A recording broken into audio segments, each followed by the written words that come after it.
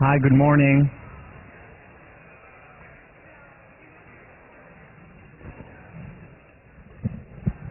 Good morning. Welcome back.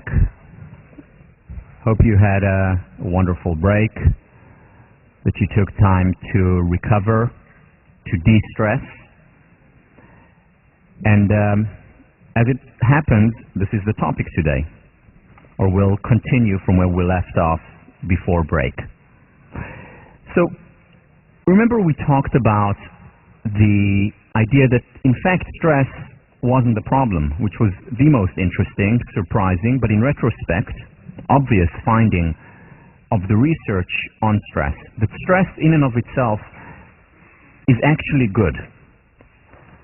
Just like in athletics, just like in sports, when we stress a muscle, the muscle develops, it grows.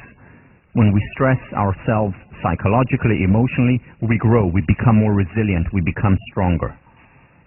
It is not good for a person who's just born to be put in a sterile environment and be protected from all the stresses of the outside world, such as bacteria, for example, which stresses the system because it forces it to create antibodies. It's not good for us to be in a sterile environment, not physically, whether it's in a closed environment as babies, not physically in terms of not doing any sports, not pushing ourselves, and also not mentally and emotionally, which is why I said, time and again, I wish that you fail more, because I think it is important to go through hardships, through difficulties. And in fact, we're going to talk about failure right after we finish up with a goal-setting lecture, when we discuss perfectionism, which is all about our approach toward failure. So stress is not the problem. The problem is lack of recovery, and that is what we don't have enough of in our culture, not just at Harvard. In most workplaces, there is not enough place for recovery. In most schools, most universities, which explains why levels of stress translate themselves to chronic stress, translate themselves to chronic anxiety, translate themselves to depression. It's because we don't have the recovery. And we talked about recovery on a few levels. So just a quick recap. We talked about recovery on the micro level, which is, for example, every 90 minutes of sprint, 15 minutes break. Instead of being marathon runners, being sprinters. It's a 15-minute meditation. It's a 1-hour lunch where we really give ourselves time to recover. It's going to the gym on a regular basis. It's the 15-minute listening to our favorite piece of music, speaking to a friend or whatever it is, the recovery on the micro level. And people who recover, who have recoveries during their workday, and this is research done across the river by people like Teresa Amabile or Leslie Perlow, show how important it is in the workplace to have recoveries. And people who do it are more productive, more creative, and in the long term, also happier. Higher levels of job satisfaction. Recovery also on the meso level, the full night's sleep. The day off during once a week at least. Time off, recreate so that we can create. And finally, the vacations, holidays, longer periods.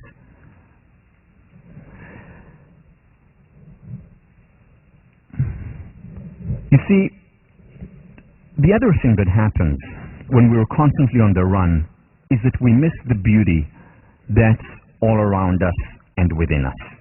We miss the real potential for happiness, for joy, for appreciation that surrounds us day in and day out. And that's why we take things for granted, because we don't take the time to appreciate, to savor. And it's not natural to do so. I mean, can you imagine a lion living in our modern world? Can you imagine a lion working at McKinsey or in investment banking or being on the tenure track? It's unnatural. You know, what a lion needs to do is yawn. They need to play. It is natural. And remember what we talked about during the first couple of lectures. The constraint view of human nature. Nature to be commanded must be obeyed. Our nature dictates that we need recovery. All animals do. And when we frustrate a psychological, physical need, we pay a price for it. Whether it's the need for recovery or the need for physical exercise or the need for certain vitamins or protein, we pay a price for it. And the key is to introduce these natural recovery periods into our lives. And here is the key. The key is focus. Focus on both work as well as recovery. So remember the question that we asked before break. What makes some individuals succeed despite living in the modern world or living with ambition and success? Well, these individuals know how to focus when they work and when they play. To use the cliche, they work hard and they play hard. What does that mean specifically? First of all, in recovery, they understand that quantity affects quality. Let me share with you a study that you read about in the book. This is by Nobel Prize winner, the Israeli psychologist Daniel Kahneman, won a Nobel Prize for economics, turned positive psychologist. What he wanted to understand was the affective, the emotional experiences of women during the day. And what he did was ask women to evaluate their experiences right after they had that particular experience. So what was it like for you? And they evaluated their experience at work, they evaluated their experience shopping, they evaluated their experience spending time with their intimate partners, with their children, having lunch with friends, whatever it was. They evaluated how they were doing during the day. And the most surprising finding of this result was that these women did not particularly enjoy time they spent with their kids. Now, this result was very surprising to Kahneman, and when he probed further, he and his co-authors, it wasn't the fact that the women didn't love their kids. I mean, they loved their kids. For most of these women, kids were the most meaningful, important thing in their lives. However, their experience with their kids often was not pleasurable, the second component of happiness. Very meaningful, but not always pleasurable. Why? When they probed further, they found out exactly why. Because these women, when they were with their kids, they were not really with their kids. Meaning, they were on the phone at the same time, or doing email, or thinking about what they did earlier at work, or what they have to do later at home. They were distracted, and they were not present with their kids.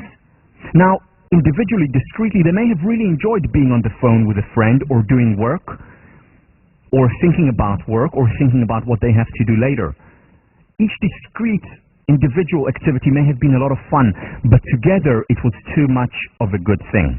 And quantity affects quality. I mean, think about the following analogy.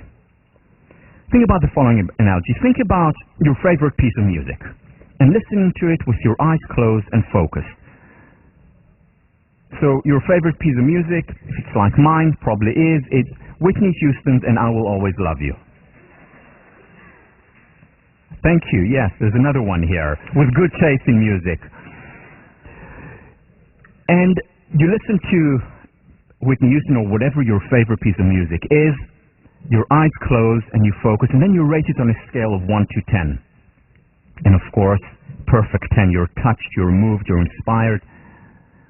And then you listen to your second most favorite piece of music, which, if it is like mine, it's the chorus piece from Beethoven's Ninth. And you listen to it, you focus on it, and again you rate it on a scale of 1 to 10. Not quite And I Will Always Love You, but it's a 9.5. And then, for maximal effect, you take the two pieces together and play them. And what do you get? A 19.5, right? No, not a 10, not even a 5. It's noise. This is modern life for you. This is modern life.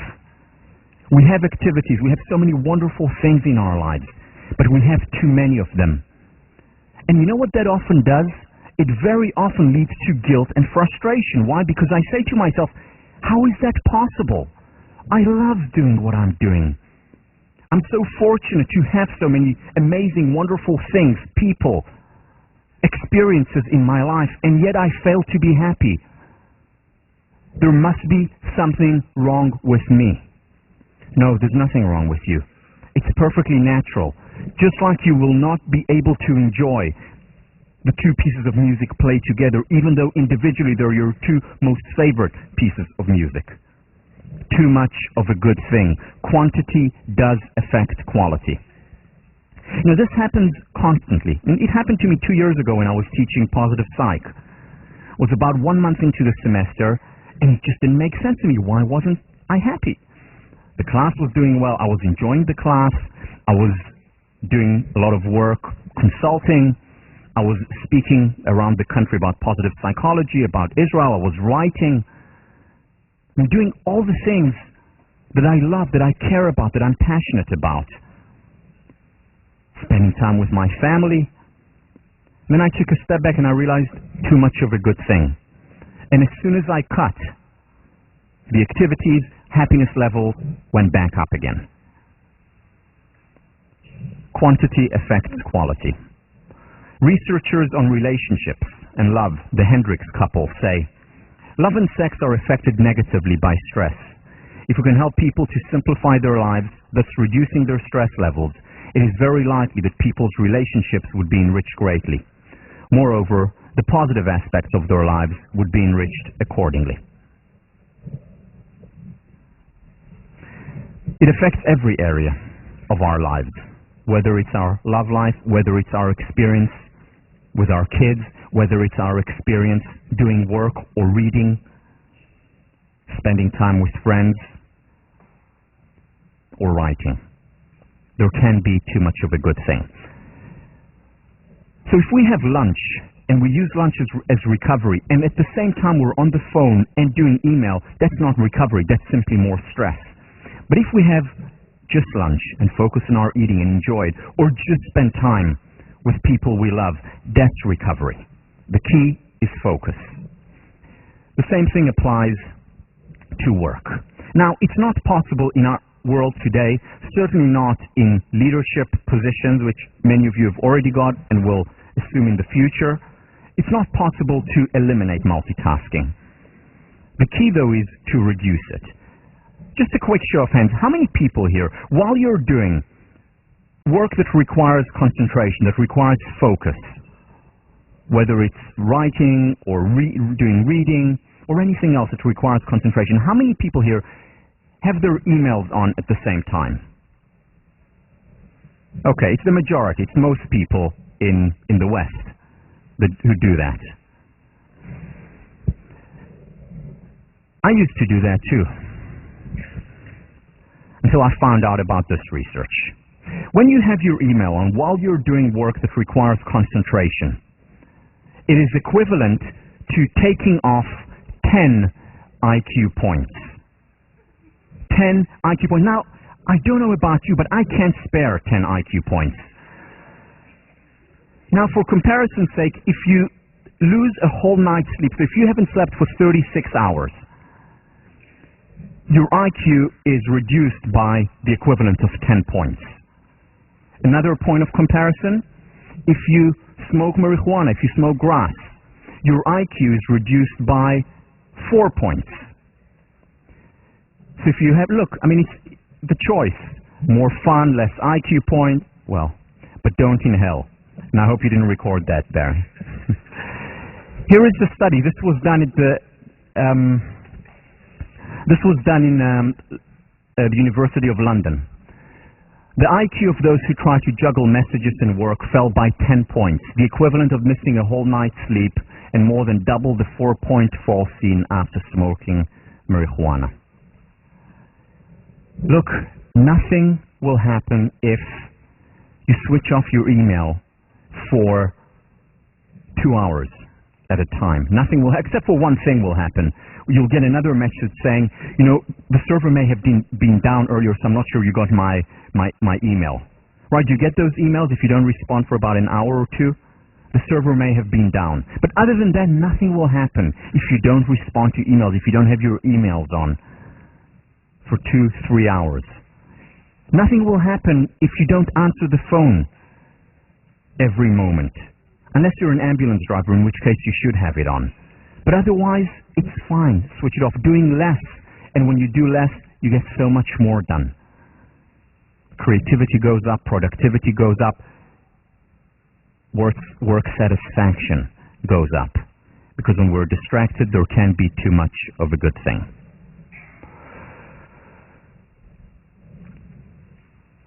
I've spoken about so many techniques already, and we'll speak about some more, about journaling, about doing gratitude exercise, about writing a gratitude letter. I'm going to talk about doing more physical exercise. We talked about acts of kindness and so many things. But really the key thing is actually not to do additional things, but to do less. Or rather, to identify the things that you really, really want to do with your life and do them. Because quantity affects quality. Tim Castor, a humanistic psychologist, has done research on time affluence. As we know from research, material affluence matters very little to our well-being. Beyond having our basic needs met, hardly even affects our well-being. However, what does affect our well-being is what Castor calls time affluence, which is the feeling that we have time, the feeling that we can savor the things that we're doing, that we're not constantly chasing our own shadow, that we're not constantly running around and feeling stressed. And people who have time affluence in their lives, that is a good predictor of well-being. And that is something that we can introduce. Granted, more difficult in a place like this where there are so many appealing distractions. And I'm using the word distractions here, even though many of these things may be wonderful, amazing, meaningful things to you. But when they all come together, it becomes, unfortunately, the experience of distraction.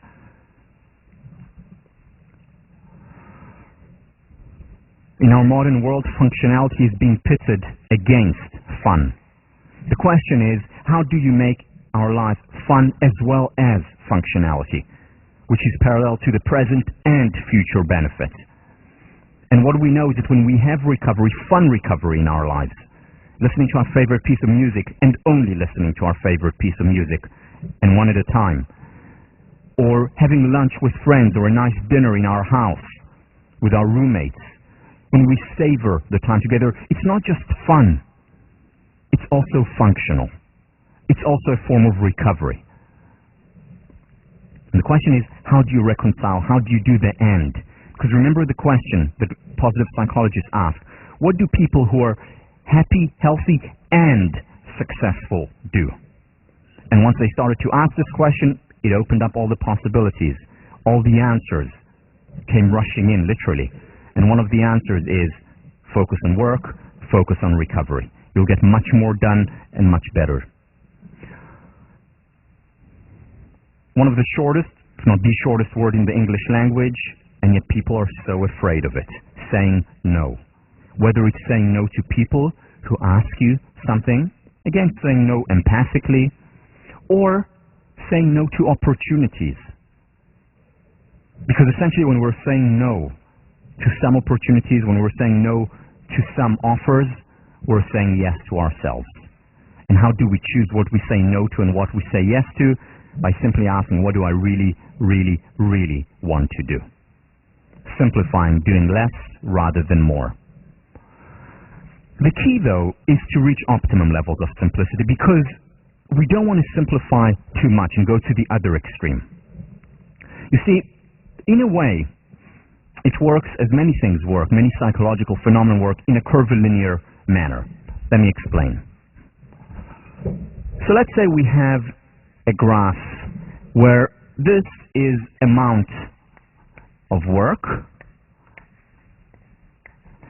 and on this axis we have productivity, creativity, and happiness.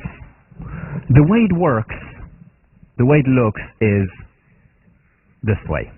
Meaning, if our amount of work is too high, that's when we experience the TBD, too busy disorder. We're unhappy, we're not creative, and we're not productive. This is the burnout. We may be productive and creative for a short while, but this is the burnout phase. On the other hand, if we do too little, that's also not good. And very similar consequences. We're unhappy, we're certainly not productive, and we're not creative. This is extreme procrastination, which we'll talk about in a minute. This is overwork. What we want to find is our optimum. For each person, this is in a different place. I mean, this graph can be situated here for one person and here for another. But each person has this optimal level.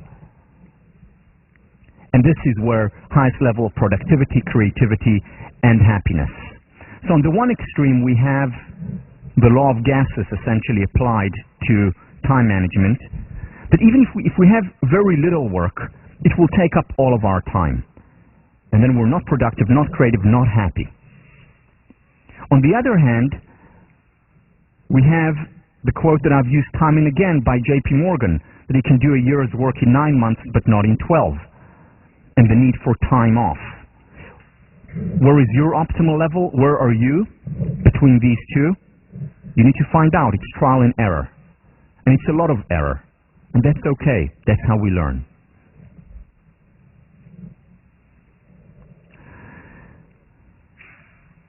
Essentially what we're about is sustainable growth.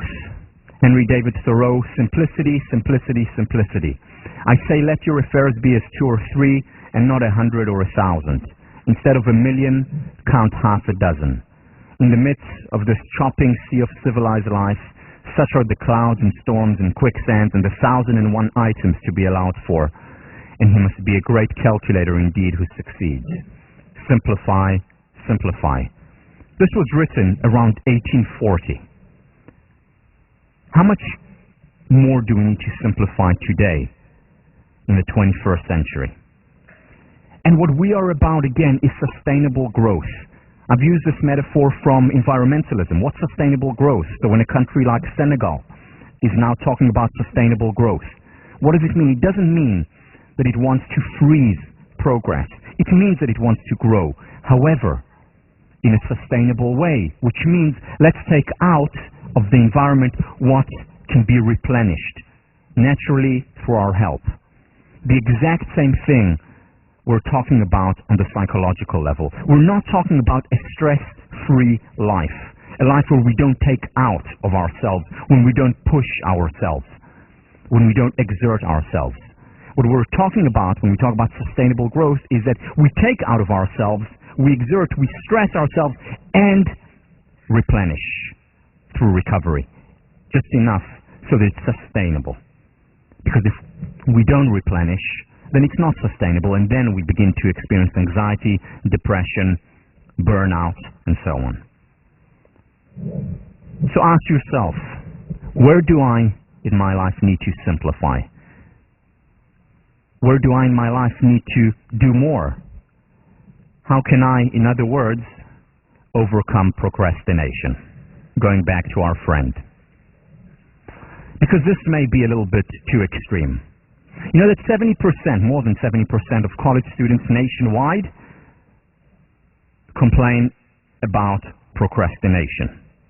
Not others' procrastination, their own procrastination. The other 30% are in denial. No. Over 70%.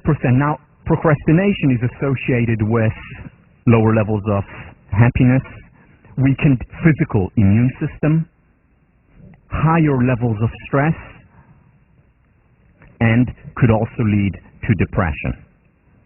Not a very high correlation, but there is a positive correlation between the two. Fortunately, though, there's a lot of research on procrastination, and research that can actually help. And the research is done at the University of Carleton in Canada, where they have an actual procrastination research group. And I browsed them. You can go on their website, great website, and there are great pictures there. And one of the set of pictures is from their yearly conference on procrastination, which is remarkable. So here are some photos from that very important conference. So on the first day, they all arrived and they got together for a meal. And after they got together for a meal, they had another meal because they were hungry a few hours later. And then the following day, they just hung out and walked around. It was a beautiful place after all. And afterwards, they had some food together. And then, food begets food, so they ate some more. And at the end of the conference, they really felt like they accomplished a lot. They practiced what they preached, so they had a photo and all of them together right here. Actually, they do fascinating work and very important work on procrastination. So here are some of the results, some of the important results for overcoming procrastination. First, most important one, simple, easy to implement, and it works, is what they call the 5-minute takeoff. One of the things that they found with just about all procrastinators is that they have a misunderstanding of what it takes to act. Procrastinators the world over think that in order to act, they first need to be inspired. I have to feel the vibes before I start this Act 10 problem set. I really have to be inspired before I write this paper for Lit and Arts. But you know what? That's not how it works. That's not how it works. It's not about first changing our attitude, i.e. becoming inspired, and then acting. It usually works the other way around. We first need to start acting behavior that will then affect our attitude. Because very often once we start, we're on a roll. Or sometimes, a few times during, let's say, the 9-minute sprint, we have to restart the 5 minutes. Now, I don't know if you've noticed this, but if you haven't, it's something that I'd really like to share with you. By now, we know one another pretty well, or you know me pretty well. So, if you don't know this, I think you should know this. I am extremely passionate about positive psychology. I love positive psychology. But sometimes when I get up in the morning and I write something about positive psychology or prepare a lecture on positive psychology or read positive psychology, sometimes I don't feel like starting. This was actually a very big surprise for my wife, and it only came up just a couple of years into our marriage, where I told her, sometimes I really don't feel like getting up. She said, how's that possible? I mean, you get up in the morning and then you go to your computer and you start to work on it. Yes, exactly, because I know the 5-minute takeoff. And sometimes within a 90-minute session, I have to do another 5-minute takeoff because my energy levels are drained. So either take time off to recover, or if I think that it's just procrastination, I say, okay, for 5 minutes, just push. And very often that 5 minutes starts an upward spiral. Not through the mind, not through the heart, through action. The 5-minute takeoff, probably the most useful technique for overcoming procrastination. Just do it, in other words. Reward yourself. Businesses are built. Can you imagine a business without a reward? Well, think about the Self Inc. You're a certain business. You want to motivate yourself. So reward yourself. Okay, I'm going to do 3 hours of work now, and then allow myself a 3-hour meal in the dining hall as a reward. Or I'm going to really work hard on Friday so that Saturday I can go out. That's okay. We do it in every other place. But no, again, we say, no, I need to be inspired for this problem set. Yes, sometimes, but sometimes we're not that inspired. And rewards are certainly legit and important. Go public. Throw your knapsack over the wall. Tell people what you're going to achieve. This is exactly what I did in 1995 when I first decided to teach workshops in psychology. I was working in Singapore at the time. I called up my boss, Mr. Hugh Hong, and I said to him, Hugh, I want to teach a workshop, or 2-day workshops, one on leadership, one on the pursuit of excellence, on success. And he said, that's great. I think it will really help the employees. When do you want to do it by? I said, July 1. This was January of 2005. And he said, fine. Put down the phone. I called him. I was here at the time. I called him up. And as soon as I put down the phone, I said, oh, shoot. What have I just done? One of the best things that I ever did. Because I went public with it. I threw my knapsack over the wall, and I had to start working, whether I liked it or not.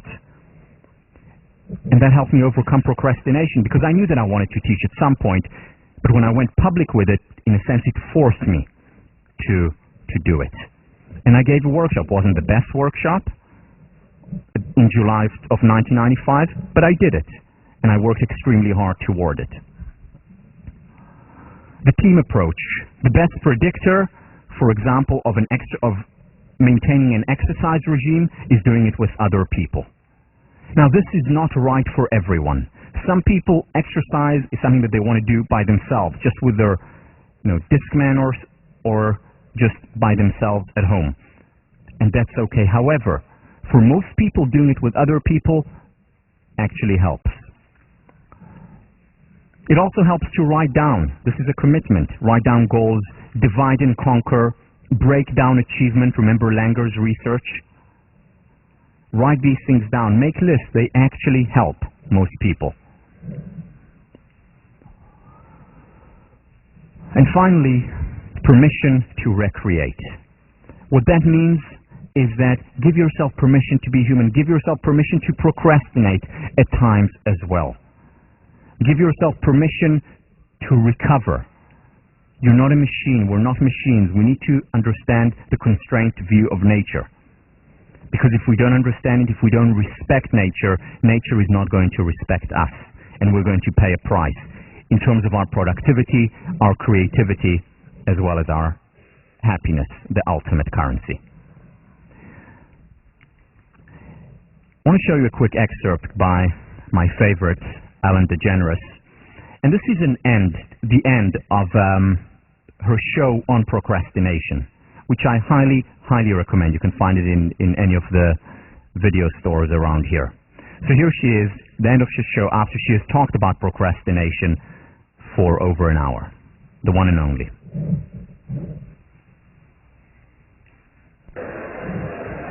We're doing all these things to squeeze things together so we can save time. And I don't know about you, but I don't have any more time. I have less time. But let's just say we could save up a whole chunk of time and set it aside. You know what we do with it? Nothing. Nothing at all. Isn't that the point, to be able to do nothing at all? But we're not guaranteed that later on chunk of time. All we have is here and now. And that's why procrastination feels so right.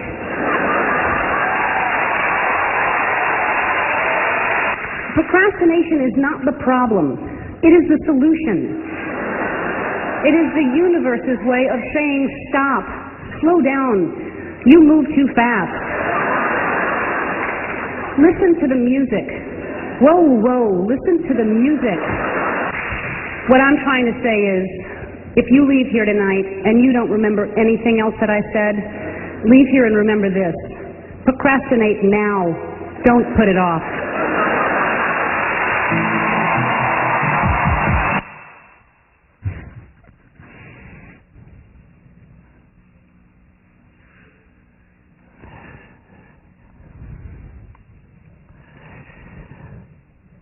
Okay. Out of everything that I teach, this lecture, this topic is the most personally meaningful to me. Because in many ways, my shift, my journey from perfectionism, and it's an ongoing journey, a journey that it goes on right now as we speak, my journey from perfectionism to the pursuit of excellence is most intimately linked with my journey toward becoming happier.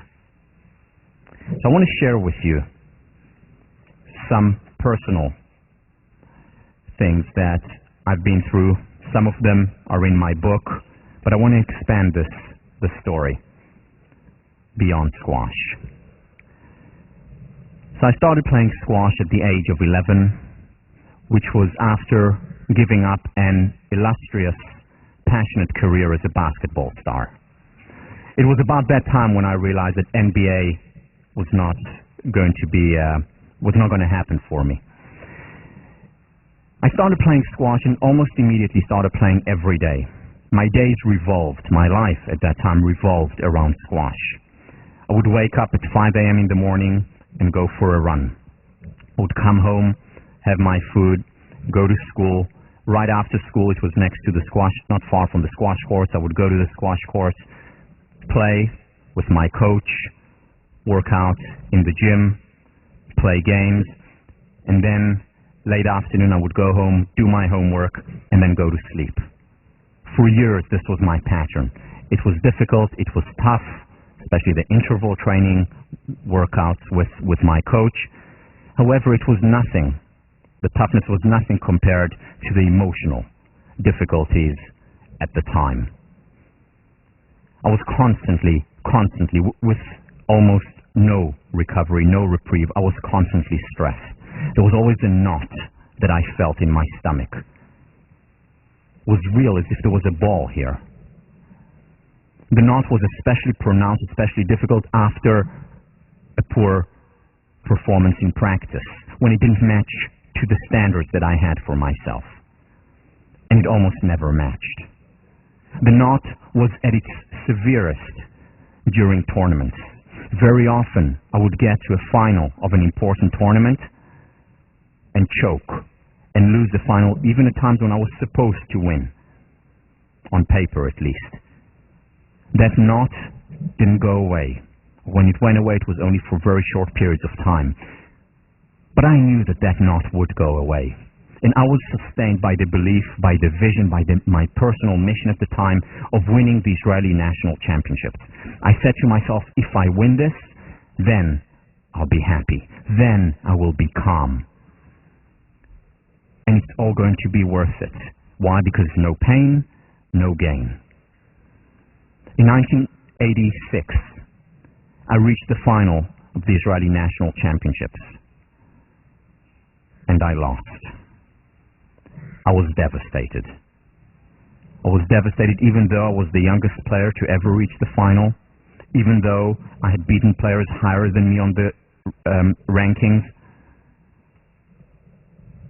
I was devastated for months. But still, I went on. No pain, no gain. And I continued to train and work hard. In 1987, I met the same player in the final, and this time I won.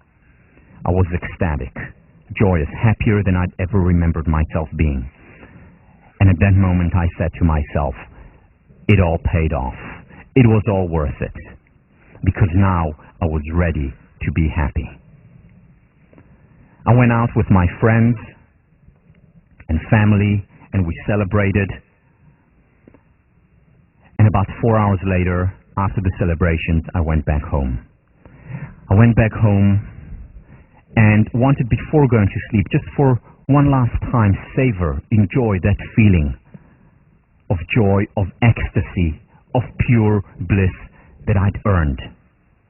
And I sat down on my bed, and then suddenly, without any warning, the exact same feeling, the exact same emotion, the exact same knot returned.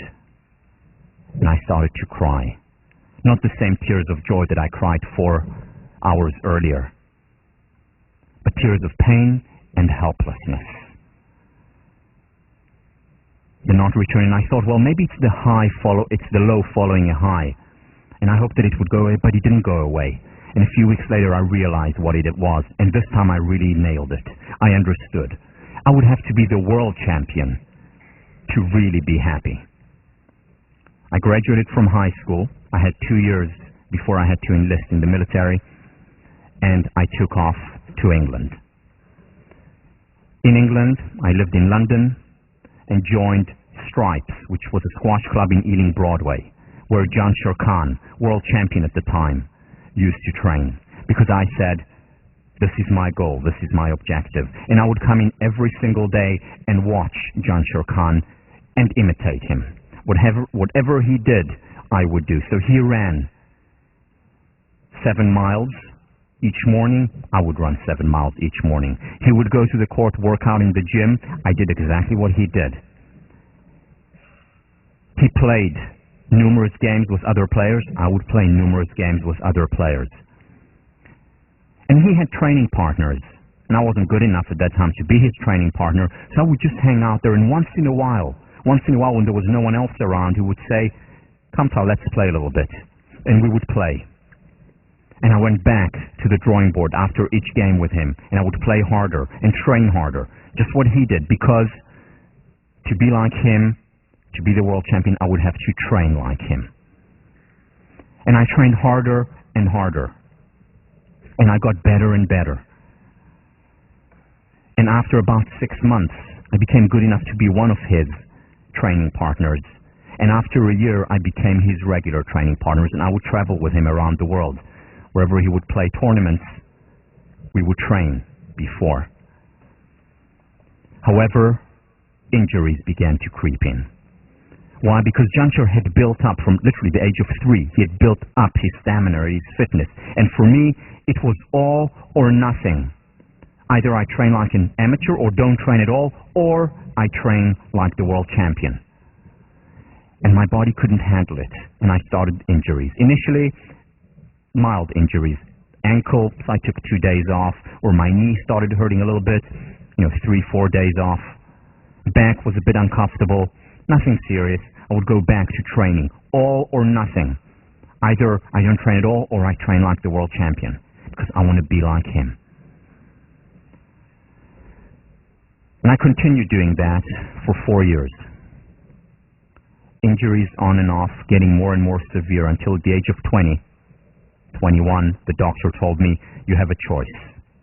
You can continue training and playing professional squash, but then you're risking your back and you will probably need to be operated on very soon. Or you can give up professional squash." With an extremely heavy heart, I gave up professional squash. I gave up my dream, applied to college, and came here. Here, the exact same pattern continued. Only before it was squash, now it was academics that became the central part of my life. The knot returned very shortly after freshman week, because every paper had to be perfect. Every word had to be read and summarized. Every assignment had to be executed immaculately, all or nothing. And I was unhappy. And it was on one day during my sophomore year, as a 23-year-old sophomore, where I said to myself, enough. Enough. Here I am in such a wonderful place, with such wonderful students, such wonderful teachers, such a privilege, and I'm so unhappy. I don't think it is something that is external. I must understand myself better. And it was at that point that I decided to switch my concentration to philosophy and psychology, wanting to understand the meaning of a happy life, wanting to understand how I could become happier and why I was not. And it was very quickly that I realized that I understood that I was engaged or suffering from something that is so common, so pervasive, and so misunderstood: perfectionism. This is what I want to talk about today, and what I want to talk about in the next lecture. This notion of perfectionism and what the research has to say about it. Now, there is no perfect perfectionist. There is no one person who is on this extreme, nor is there a perfect person who is on the excellence extreme, which I will depict later. The key is, how do I become happier?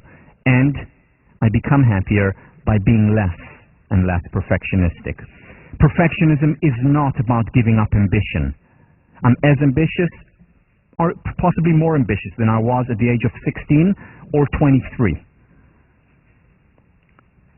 It's about having a different approach toward the journey of our life, toward each step of the way, specifically toward failure.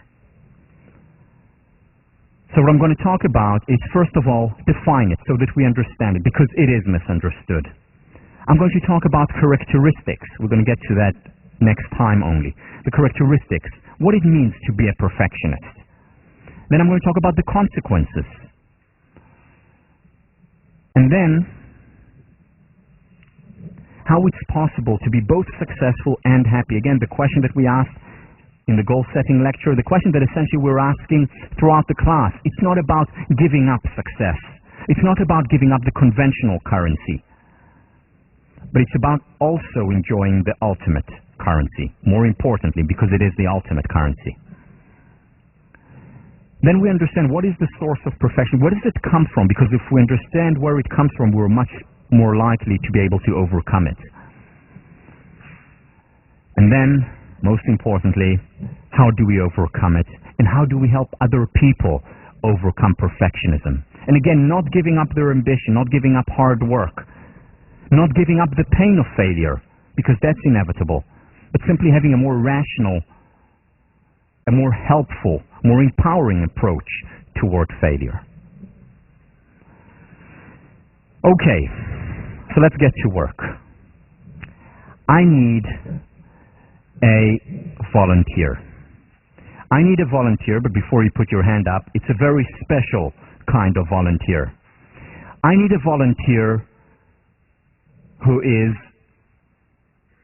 a very good artist, a volunteer who can draw really well.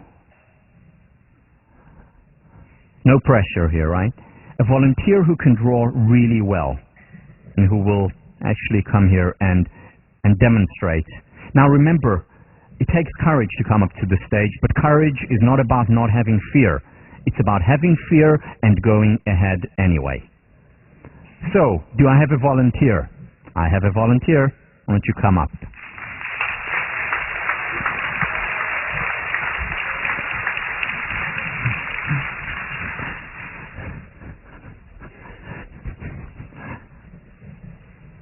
Okay. Hi, what's your name? Vincent. Are you a VES concentrator? No.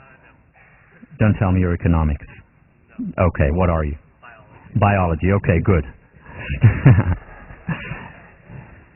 All right, so biology, you have to draw many diagrams. That's why I was worried. Well, in Ec, you also have to draw diagrams, I guess.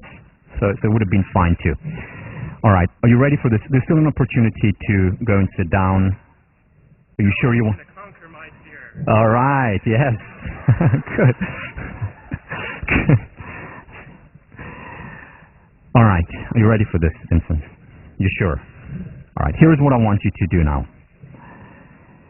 I don't know if I want to do this to you, though, you know. All right, but I'm going to do it to you anyway. I want you to draw here, on this part of the board. I want you to draw... Are you ready for this? You sure? Okay. I want you to draw a circle. Take your time. Take your time, no hurry. You can also erase and put back. But I want you to draw, give your best shot here. I want you to draw a circle. We have half an hour, no hurry. In the meantime, we'll meditate. Yeah, I didn't mean it literally half an hour, but okay.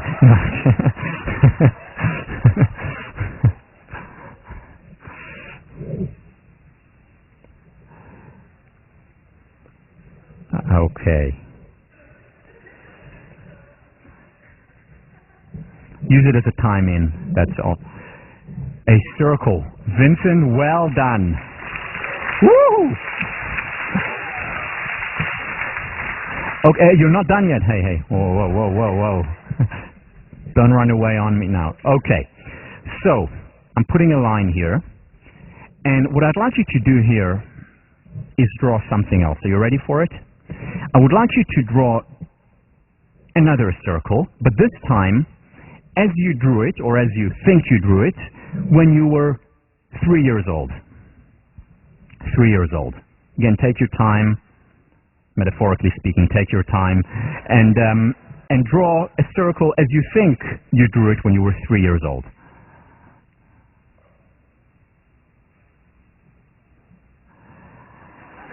All right. Yeah. And that's when his parents said, Van Gogh was reborn.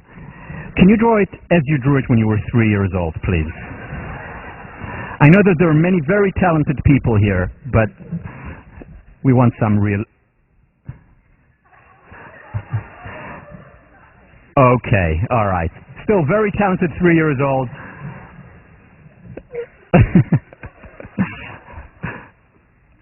Okay, all right, good. Now I want you to do one more thing. I want you to draw here another circle, this time as you drew, or you think you drew, or as you tried to draw when you were 1 year old.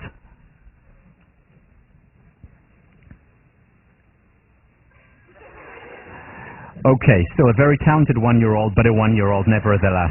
Good. All right, now, Vincent, the one thing that I really don't like doing teaching. I mean, I love to teach, but the one thing that I really don't like doing is grading. I hate grading. But you know, as a teacher, you have to do it. You have to do it. So I'm going to have to grade you. I'm sorry. I'm sorry.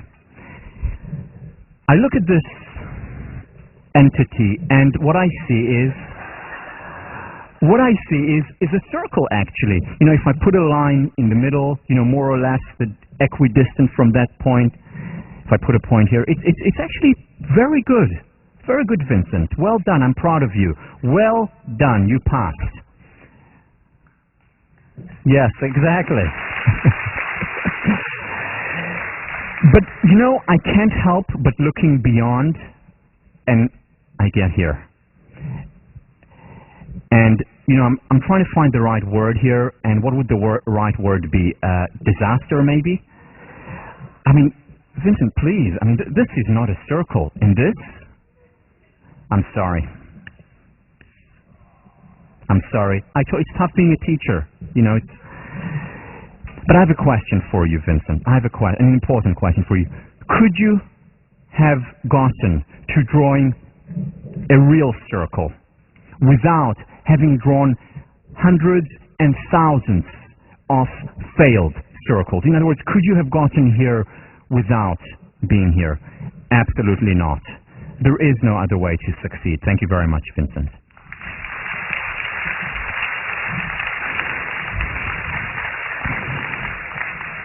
Learn to fail or fail to learn. There is no other way. You know, I'm a psychologist, and you know what psychologists do? Psychologists watch people. And I watch you every time you come to class. And I watch you very, very closely.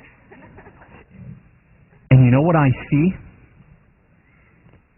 Again, this takes a lot of insight and experience and wisdom, but you know what I see every time when you come into the class? That you all are very good walkers. Terrific. In fact, you know, what you do is you come in and you lift your left leg, and then your ankle slightly is moved up, and then very gracefully, as you put it down, you lift your back heel. You do it so beautifully, so elegantly, and you know what? You pretend as if you're not even noticing it. So at the same time, you're talking to a friend. Some of you are even chewing gum at the same time, which is more than Einstein could do. And then you lift up the back leg, and again, so gracefully, just, you know, you bend your knee slightly, this action, and then you move your arm at the same time. It's a beauty. And then you just swing your hips slightly, you know, just this action. Have you considered a career in modeling? I mean, really nice. And then you put here, and then you're talking and you're smiling, and you pretend as if there is no effort involved. Well done. Yes, you deserve it, absolutely. But here is the question. Could you have gotten to this stage, to being such good walkers without having fallen hundreds and thousands of times? Not even Vincent could have reached that stage without it. It's not possible. Learn to fail or fail to learn. And as kids, we know it. And you know, we fall down and we maybe cry a little bit if it hurts, but then we get up again and we fall down and we laugh. In fact, let's see an example of someone learning how to walk.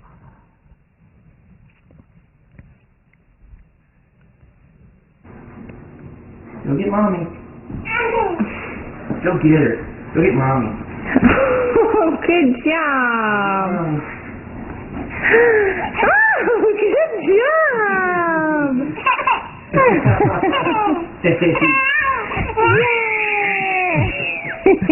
Hey, Sophie. Can you walk back to Daddy? Whoops. Give me your hand. Slow down. Slow down.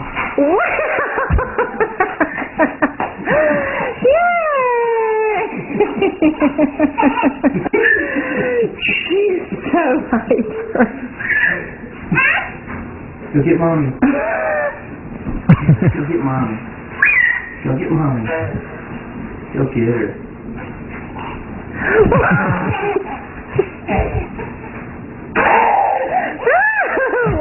Take your time, baby. Take your time, baby girl. Slow down. Are you excited that you can walk now?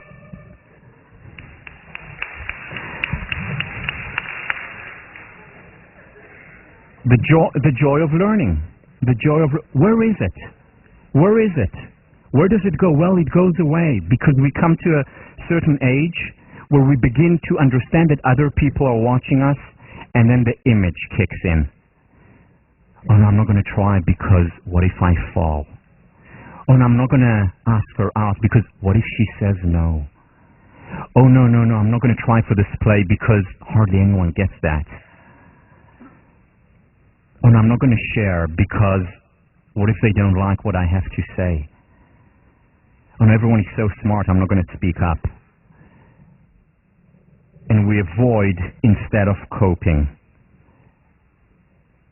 And that affects our self-esteem, our confidence, our resilience, our happiness levels in the long term. Or we go on a date and everything has to be so perfect. So perfect. Forgetting how we learned how to eat in the first place.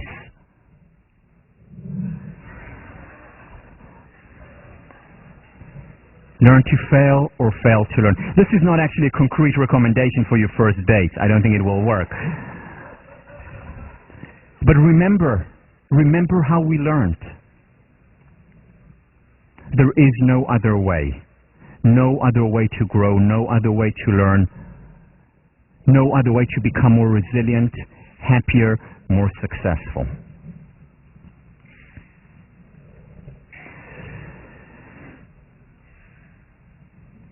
Have I said this before? This is my personal mantra that I repeat to myself over and over again, especially after failures, especially before doing things when I'm afraid to do them and when I said, well, maybe I shouldn't do. Because what happens if? Well, what happens if? What happens if is worst case scenario, I learn. Worst case scenario, it hurts. But I'll bounce back up again. You know, I'll bounce back up after Rena. I can handle anything. Wei Ji, the Chinese character for crisis, has two parts. The first part is danger. This is the top character. The bottom character, opportunity. There's the danger of failing, and wherever there is a crisis, there is also an opportunity to learn and grow.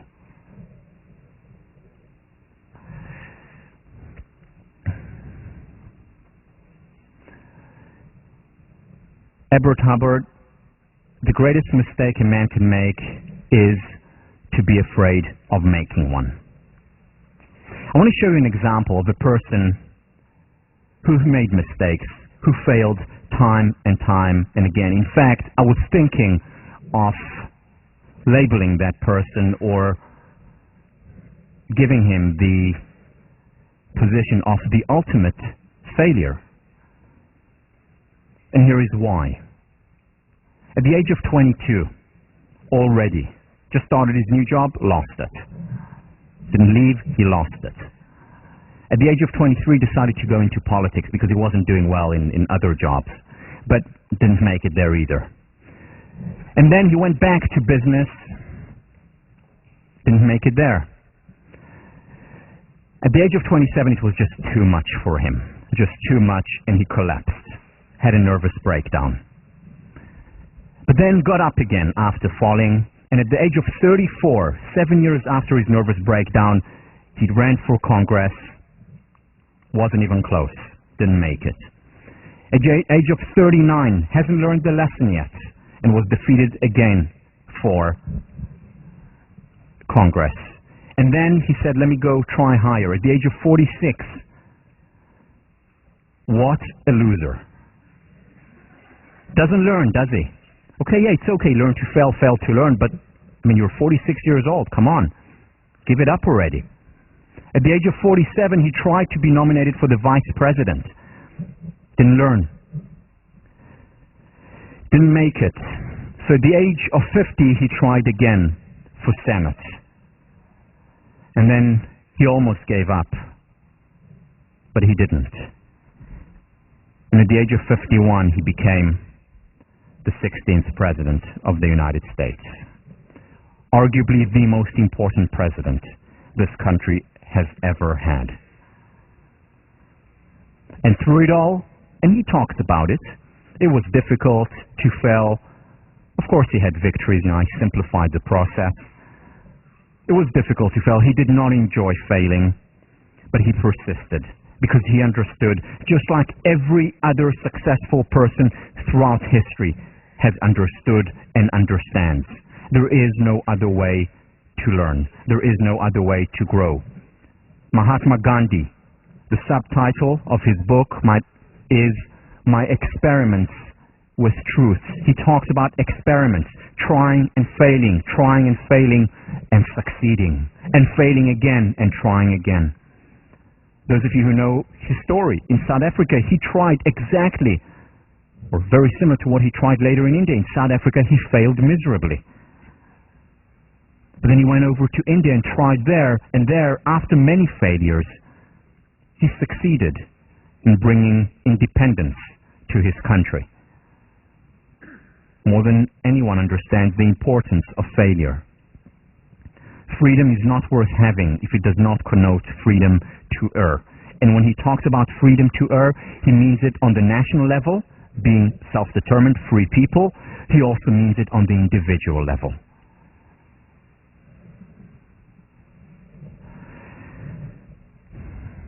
My favorite author, my favorite writer is George Eliot.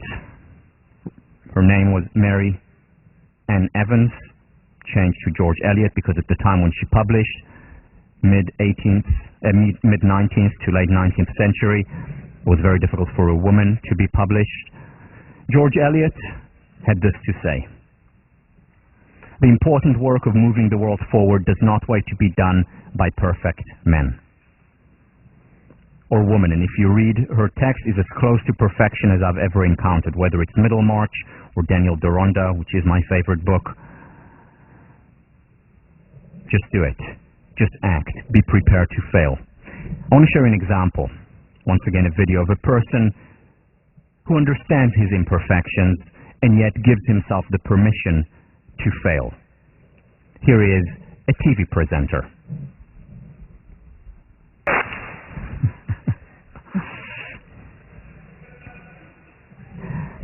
In sports, Babe Ruth, at the time the most home runs out of any other player, held the record for many years. How many people know that he also topped the league 5 years? 5 years he topped the league in strikeouts. Very often the case that the most successful athletes are also ones who have failed the most. And if you reach for the stands, you have to be prepared to fail many times. Or the greatest of them all. Before he learned how to fly, he learned how to walk. Before he learned how to walk, he learned how to crawl, and he fell many times. Here he is, in his own words, the one and only Michael Jordan.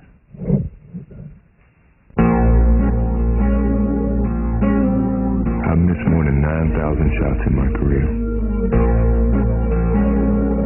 I've lost almost 300 games. 26 times I've been trusted to take the game-winning shot and missed. I've failed over and over and over again in my life. And that is why I succeed. Michael. I love Michael Jordan. People remember his game-winning shot that made him famous. Was it North Carolina, where he shot with the buzzer and they won? Do you remember that he had 20, or did you know that he had 26 game-winning shots that he missed? Or that he failed time and time again? Which is why he succeeds. There is no other way.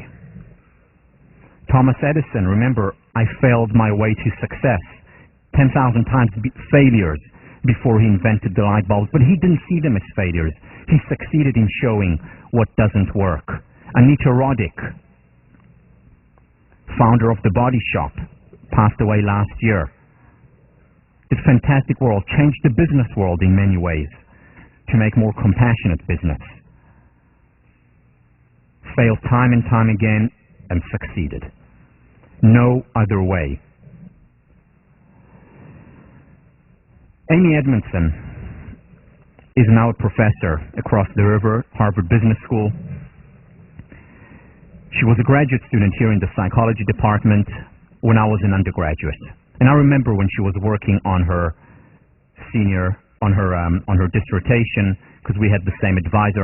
We were both working with Richard Hackman.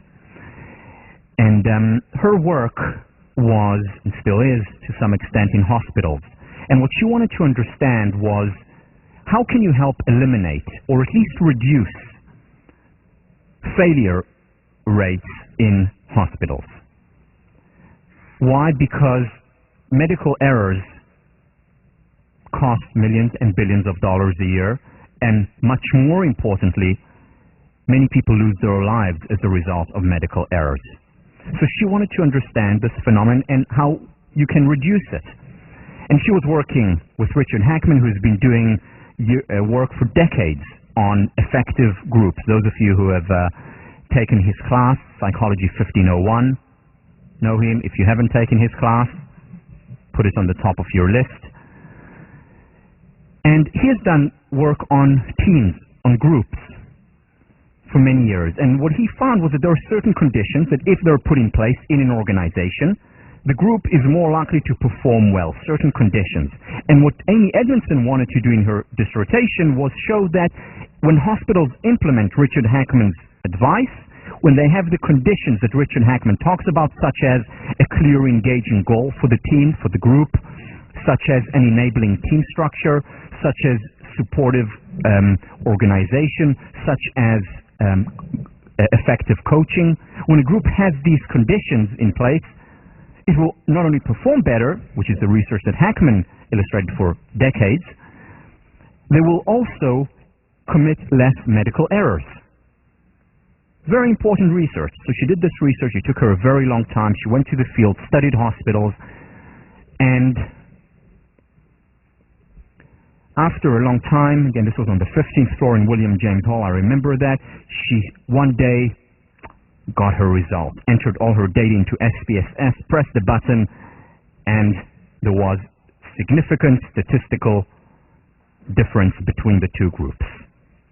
The group that implemented Hackman's conditions and the group that did not. Eureka, she was happy, ecstatic, years of work, and she runs to Richard's office and says to him, "Richard, I got it. Here are the results." He says, "Let's see. I want to see."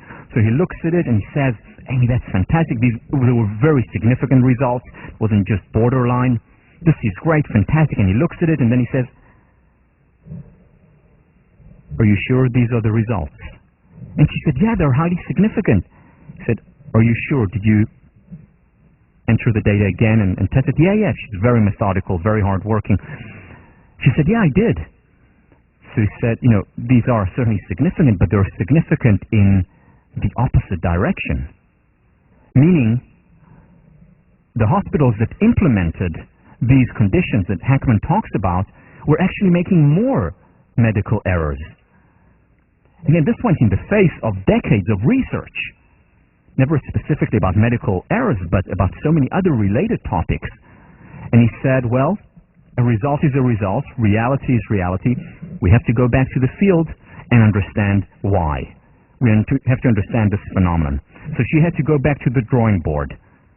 Tired, enervated, didn't understand what happened, went back to the hospitals, and in almost no time realized what the issue was.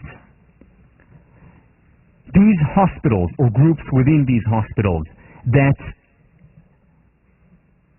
made more mistakes did not actually make more mistakes. They reported more mistakes. In fact, the other groups, who on paper made less mistakes, actually made many more mistakes. However, they did not report them. Now, how did she know that? Because there are certain mistakes that you cannot hide. It's very difficult to hide a corpse, for example. So the real major mistakes that were made, they were out there, and these groups had to report these. It's not that they made less, they made more mistakes, but they didn't report. And then she changed the focus of her research to the notion of psychological safety. Psychological safety is the feeling, the experience, the space that you feel in your workplace, in your organization, where you feel safe talking about errors and mistakes, where you feel safe falling down and getting up again. And these organizations where there was psychological safety, they performed better. And she's shown this again. This was 1999. A lot of research done by her and people around the world, showing how groups, organizations where there is psychological safety, where the employees are not afraid of whistleblowing or are not afraid of falling down, of making mistakes, these organizations are significantly more successful. These are learning organizations, where the employees constantly learn and grow, where you learn from your mistakes, and then the next time you're able to do better. Very significant, very important research, whether it's for leaders, whether it's for parents. Many of you will be future parents.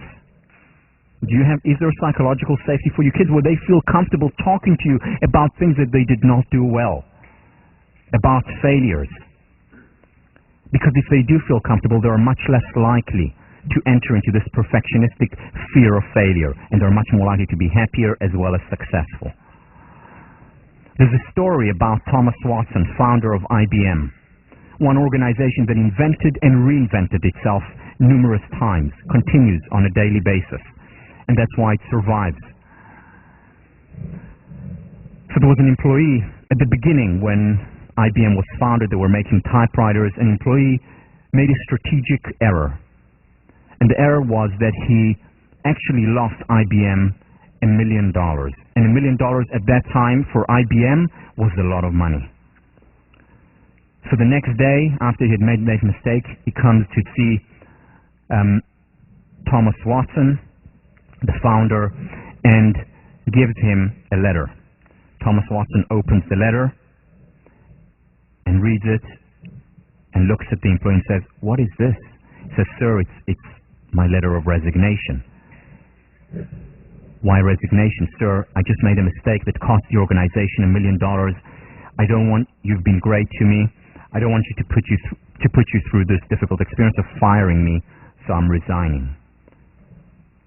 Thomas took the letter and tore it and said, "Fire you? Fire you? I've just invested $1 million in your education and I'm going to fire you?" Now, whether the story is exactly true or almost true, it's still a story that circulates around IBM, and a story that creates a certain reality in IBM, a reality that says you have to try. There's a similar story in Johnson & Johnson, one of the most successful companies in the world, where General Johnson one of the two founders, with his other brother, also called Johnson, which is why it's called Johnson and Johnson. So Jim Burke was an up-and-coming employee in Johnson & Johnson. Made a mistake that cost the organization a lot of money.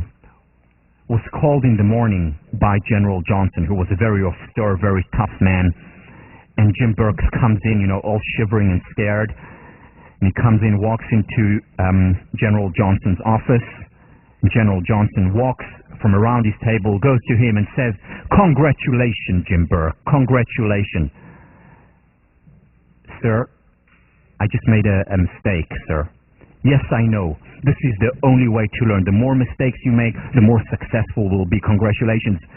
And Jim Burke was all happy and about to walk out. And then General Johnson said, "Oh, just one more thing, Jim.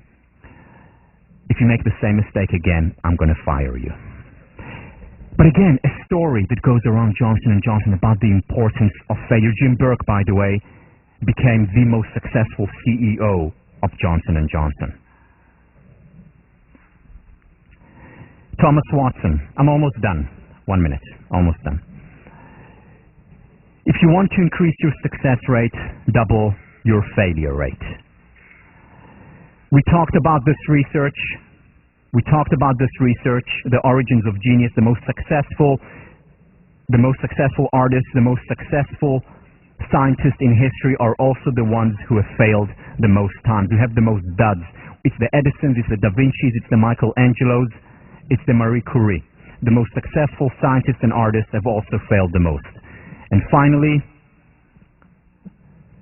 Jane Clem, who did research on people's success in dieting or people's success in starting an exercise regime. What she found was that the most successful people who have been able to persist, are people who have failed on average 5 times before. So I've been on 5 diets that haven't succeeded. The 5th one or the 6th one, I'm successful and I'm able to sustain it. The same with an exercise regime. Learn to fail or fail to learn. See you on Thursday.